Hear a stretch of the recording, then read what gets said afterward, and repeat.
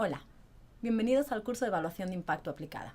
Mi nombre es Alexandra Orsola Vidal, soy la directora de redes globales en SIGA, el Centro para la Acción Global Efectiva de la Universidad de California, Berkeley. Hasta el momento nos hemos estado centrando en consideraciones teóricas y prácticas sobre la evaluación de impacto y las distintas metodologías que existen para diseñar evaluaciones. En los 4 siguientes módulos nos vamos a centrar en algo ligeramente distinto: la gestión de encuestas y la organización del trabajo de campo. Como hemos visto en módulos anteriores, el objetivo de cualquier evaluación de impacto es poder establecer un efecto causal entre una intervención determinada y unos resultados esperados. Contar con datos de calidad es un requisito fundamental para asegurarnos que los resultados de dicha evaluación de impacto son rigurosos. Generar datos a partir de una encuesta no es un trabajo fácil, ya que la calidad de dichos datos depende de múltiples factores, muchas veces relacionados entre sí. Por lo tanto, el diseño y la implementación de encuestas deben ser concebidos bajo un marco general que incluye todos estos factores relevantes. En los módulos anteriores, además de ver las distintas metodologías que existen para poder diseñar una evaluación de impacto, hablamos también del diseño del marco muestral. En los siguientes módulos nos vamos a centrar en el diseño de cuestionarios, la organización del trabajo de campo, el control de calidad y la gestión de datos, y temas de transparencia y reproducibilidad. Empecemos con el diseño de cuestionarios. El diseño de cuestionarios es un tema delicado en el desarrollo de encuestas por 2 razones. La primera es que es uno de los métodos más efectivos para mejorar la calidad de datos. La segunda es que tiene un impacto importante en el análisis, ya que el cómo recolectemos los datos va a determinar lo que puede y lo que no puede ser evaluado como parte de la evaluación. A pesar de este rol fundamental que las encuestas juegan en la evaluación de impacto, a menudo no se considera un aspecto importante o complicado de la evaluación. Sin embargo, es un proceso altamente complejo que no debe subestimarse. Si lo comparamos con otros procesos de evaluación de impacto, como por ejemplo el marco muestral, existen diferencias importantes. El muestreo o el marco muestral tiene la reputación de ser un trabajo complejo. Existen teorías y se usan fórmulas complicadas que determinan el tamaño de una muestra. Existe una objetividad que nos permite darnos cuenta, a la vez que estamos realizando el trabajo, si lo estamos haciendo correctamente. Hacer un trabajo técnico normalmente se deja a los especialistas, con lo cual existen pocos actores involucrados en el muestreo. Por lo contrario, el diseño de encuesta tiene la reputación de ser un trabajo más fácil. Al menos es lo que consideran los principiantes. A pesar de que la teoría del diseño de cuestionarios ha sido desarrollada por décadas, no está bien documentada y no se ha constituido como un marco de referencia formal como otros factores de la evaluación de impacto. Al no ser una tarea altamente objetiva, no podemos saber muchas veces si la estamos realizando de forma correcta. Por último, es un proceso iterativo con muchos actores involucrados, lo cual complica todavía más el proceso. Existen 3 fases importantes en el diseño de encuestas. 1, el contenido. 2, la redacción. Y 3, la preprueba. Definir el contenido significa saber qué vamos a medir. La redacción nos va a ayudar a saber cómo vamos a medir. Y tercero, la preprueba nos va a ayudar a saber si el cuestionario funciona como deberíamos esperar. La primera fase del diseño de la encuesta es definir el contenido. Para ello deberemos determinar primero cuáles son los efectos que esperamos de la intervención. Por ejemplo, queremos reducir la malnutrición, queremos mejorar el conocimiento, queremos mejorar la calidad del agua, etc. A continuación, debemos determinar también cuáles son las entidades a medir, es decir, en qué entidades se pueden observar dichos efectos. En el caso de la malnutrición, la entidad a observar sería niños. En el caso de la mejora del conocimiento, podría ser profesores. Y en el caso del agua, podría ser la fuente de agua. Debemos también identificar otros factores que podrían estar correlacionados con los efectos que esperamos. Por ejemplo, el nivel de tratamiento de la intervención, los ingresos del hogar, el clima, etc.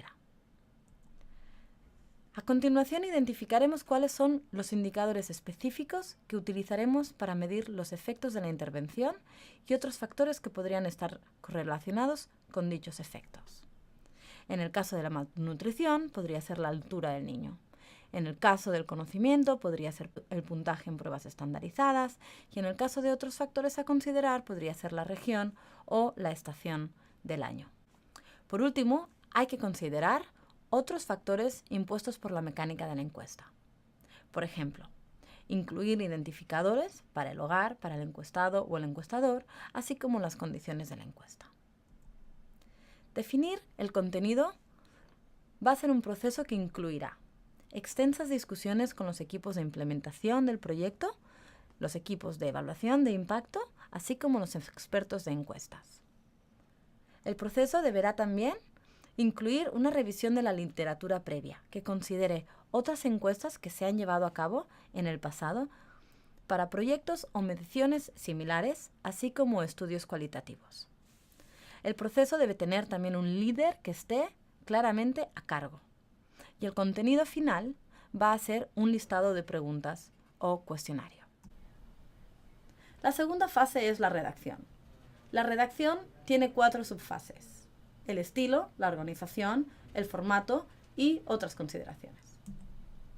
El estilo es el cómo vamos a formular las preguntas, cómo vamos a realizar las preguntas para obtener la respuesta deseada. La organización va a ser cómo agrupamos estas preguntas por módulos de forma que tengan una coherencia lógica en la encuesta. El formato o formateo va a ser la apariencia física de la encuesta. Y por último, otros puntos van a incluir el registro del nivel del consumo, la traducción, el software que se necesita, quién va a estar a cargo de la redacción, etc. Lo más importante en el estilo es que sea sencillo.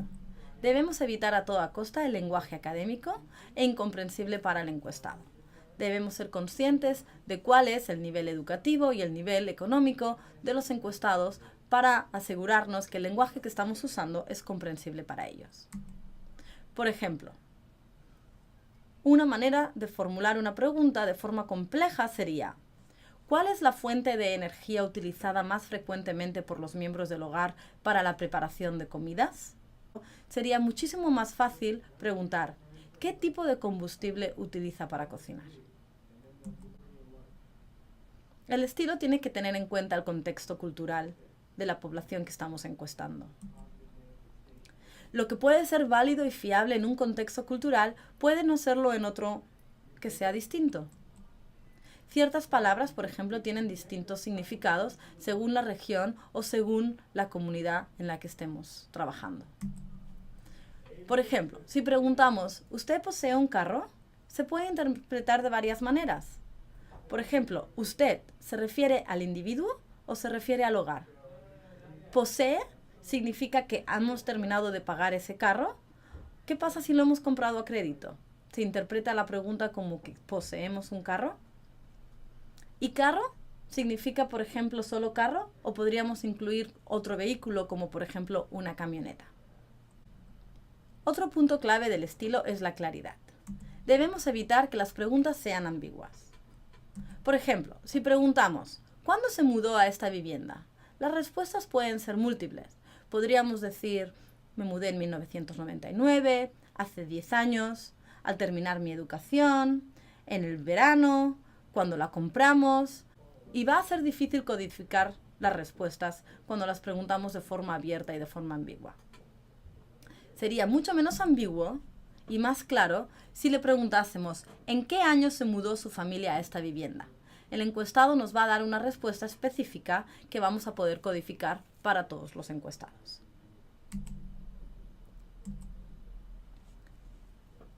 Para asegurar la claridad, podemos usar periodos de referencia explícitos y unidades de medida que nos delimiten las respuestas. Por ejemplo, si preguntamos ¿cuánto vino consume?, podría ser por mes, por semana, podría ser en el día de ayer, podríamos hablar de botellas, de vasos o de onzas. Si limitamos la pregunta a una unidad de medida, vamos a poder comparar las distintas respuestas. Entonces es muchísimo más claro preguntar: ¿cuántos vasos de vino ha tomado usted en la última semana? En el estilo es importante también tratar de evitar preguntas sugestivas que estén diciéndole al encuestador de alguna manera cómo contestarlas, preguntas dobles negativas o preguntas compuestas. El segundo punto importante de la redacción es la organización. Debemos redactar las preguntas según la naturaleza de la unidad estadística. Por ejemplo, las preguntas relacionadas con vivienda, preguntas relacionadas con los miembros de la vivienda, preguntas sobre cultivos, campos, fincas, preguntas sobre los artículos de consumo, etc. Deberíamos también ordenar las respuestas por la persona que responde. Deberíamos establecer también si vamos a admitir preguntas proxy o si vamos a admitir preguntas grabadas aunque la persona no se encuentre. Deberíamos establecer los periodos de referencia para cada pregunta. Estamos hablando de algo que sucedió en el día de ayer, en los últimos 7 días, en los últimos meses. Y por último, tenemos que tener un orden lógico de los temas.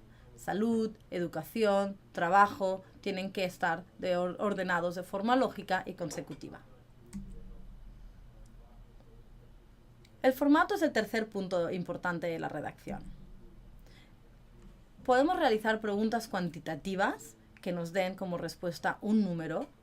Podemos realizar preguntas cualitativas donde la respuesta sea categórica. O podemos realizar preguntas tipográficas, tanto sean alfabéticas como textuales. El formato puede ser en forma de lista o en forma de cuadrícula. La guía de aprendizaje tiene ejemplos de dichos diseños. El último punto de la redacción incluye otros retos que nos podemos incluir, como por ejemplo, registrar el consumo. Registrar el consumo nunca es fácil, no es rápido y no es barato.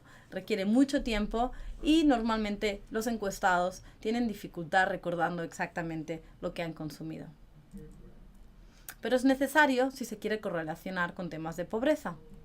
Existen dos métodos, un diario o un recordatorio, donde, en el primer caso, el encuestado va apuntando día a día lo que consume, o el segundo caso, donde se le pregunta al encuestado si recuerda lo que ha consumido en los días pasados. El uso de panel. Si nuestra encuesta requiere el uso de panel, deberíamos intentar ingresar la mayor cantidad de información posible para que el seguimiento de dichas viviendas a lo largo del tiempo sea posible. Eso incluye coordenadas de GPS, los teléfonos de los individuos que estamos encuestando, así como los teléfonos de familiares o vecinos en el caso de que no pudiésemos localizar a los encuestados en cuestión. Traducción. La traducción tampoco es fácil, ni rápida, ni barata, pero a veces es necesaria en algunas comunidades donde se hablan varias lenguas. Si se necesita traducción, siempre debemos corroborar con una doble traducción del cuestionario. Software. Es importante saber qué software elegir para el cuestionario. Por ejemplo, la gran mayoría de gente prefiere usar Excel que usar Word para diseñar cuestionarios. Y por último, ¿quién debe redactar? Debería redactar un experto, no es un trabajo para cualquiera. La última fase del diseño de la encuesta es la preprueba. La preprueba debe incluir al equipo de evaluación de impacto, a los expertos en diseños de encuestas, así como la firma de encuestas a cargo del levantamiento de datos. Debe ser un proceso iterativo, el objetivo del cual es encontrar problemas. Los problemas normalmente se encontrarán en los 2 primeros días de la preprueba, y a medida que se identifiquen, se irán haciendo los ajustes necesarios y se probará la encuesta de nuevo hasta que la encuesta fluya sin problemas. La muestra para la preprueba, a pesar de lo que mucha gente considera, no debe ser aleatoria, ni debe ser tampoco muy grande, pero sí debe ser diversa, e incluir los distintos grupos o zonas geográficas que el marco muestral del estudio incluya. Es importante tener en cuenta que durante la preprueba se sobreestimará el tiempo de la entrevista. Sin embargo, si el tiempo excede por mucho lo esperado, podría ser necesario recortar el cuestionario. Por último, no debemos confundir la preprueba con las pruebas de campo o con la prueba de capacitación. Ambas las veremos en más detalle en los siguientes módulos.